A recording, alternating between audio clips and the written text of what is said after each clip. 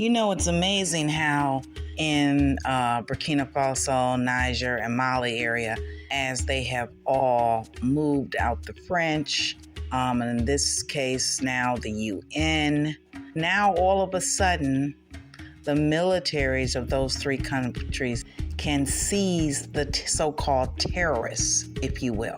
They have already taken over Kidal in Mali after they got the UN to pull out. And now Burkina Faso has taken over another territory that the terrorists, the so-called terrorists that is, thought that they were going to reconquer, the town of Biba.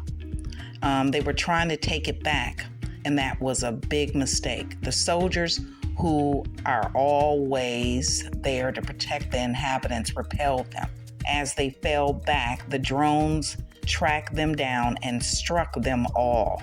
This is what the consolidation is all about. Basically, the AES, Burkina Faso, Mali, and Niger working jointly in military forces to undermine the so-called terrorists so that they can go on with business as usual.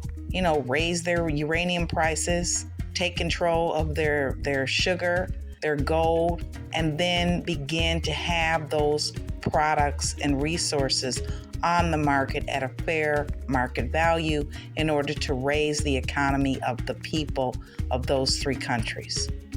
Also, in other locations, many have been wiped out as well. So here, France spent over 10 years, United Nations over 10 years in this area. They couldn't do anything about controlling certain areas. And already with these three governments, they've been able to take control of Kidal. They've now been able to retake control or not let go of control of Biba. And this is in Burkina Faso. But all this time, for 10 to 11 years or more, France, United Nations, and no one seemed to help them. The terrorists were always outnumbering their military as well as the equipment that they had available to fight the terrorists. Now make this make sense. And then in other news, that they tried to get Bazoum, the former president of Niger, to escape, and that fell in the process in Niger of prosecuting the former president. And I hope that they become very successful, because anytime any president works on behalf of a country's interests, they're obviously not working in the interests that they were elected for, democratically, that is.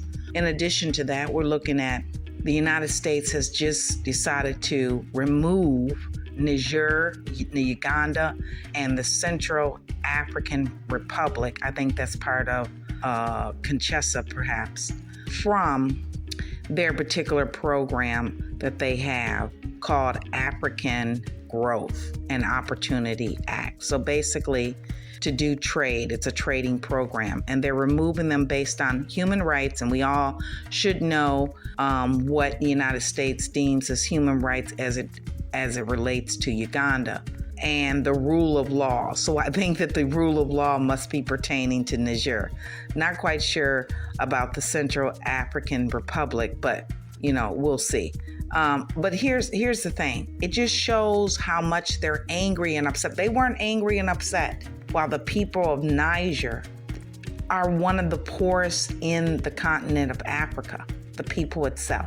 And they weren't upset to extract their resources, their gold and their other minerals such as uranium. They weren't upset at that. And now that Niger has had the opportunity to do business with other countries, because by the way, when they were controlled by France, they couldn't just freely choose who they do business with.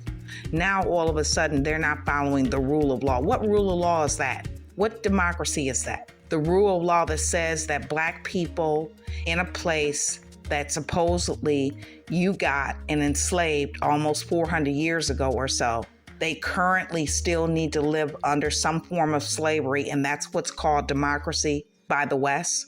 So by removing them, that's fine. But when you need them for the resources that they have, who are you going to turn to?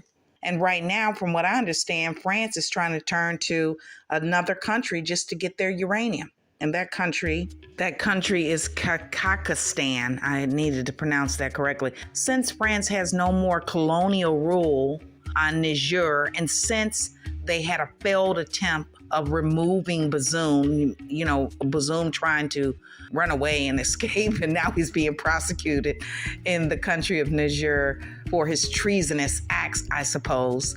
Since all that happened, now Macron, that would be the president of France, is running to Kazakhstan to see whether or not he can get some uranium. Now make that make sense. Now what is Kazakhstan going to do? We'll have to see.